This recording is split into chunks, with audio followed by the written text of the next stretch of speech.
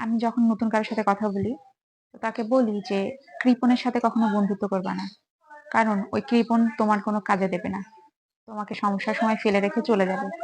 বন্ধুত্বের দাবি এ বাড়িতে আমিই ভাঙাচোরা ভাই, তুই নিয়ে যা।" আমি বলি, "কৃপণের সাথে কখনো বন্ধুত্ব করবা না। কারণ ওই কৃপণ তোমার বিপদে সাহায্য করবে না। ও তোমার বন্ধুত্বের দাবি রাখতে পারবে না। বোকার সাথে বন্ধুত্ব করবা না। কারণ ওই বোকা তোমাকে বিপদে ফেলবে। ওর কাছে তোমার কিছু শেখার নাই। নির্বোধের সাথেও বন্ধুত্ব করবা না। কারণ ওর মধ্যে এতটুকু জ্ঞান নাই। তুমি যদি জ্ঞানই না পাও তাহলে ওর সাথে মেশার দরকার কি?" এরপর লেভেল 2 এ যাই।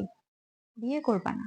বিয়েতে আসলে কিছু নাই। শুধু লম্বা-চওড়া কথা, ঝগড়া, অশান্তি, তার উপর একটা বাচ্চা, অনেক রেসপনসিবিলিটি। বিয়ে করবা না। এরকম অনেকগুলো উল্টাপাল্টা কথা বলি। এই এতগুলো উল্টাপাল্টা কথা কেন বলি জানো? আমি বুঝতে চাই যে আমার এই উল্টাপাল্টা কথাগুলো শোনার পর কে সঠিক কথা বলতে পারে। কারণ ভুল কথা আমি বলতেই পারি, উল্টাপাল্টা আমি বলতেই পারি। যে আমার হয়ে আমার জন্য বা আমার ফ্যামিলির জন্য বা আমার সন্তানের জন্য সঠিক ডিসিশন নিতে পারে, সঠিক কথা বলতে পারে, এরকমটা যার মধ্যে আমি দেখব, বিয়ে তো তাকেই করব।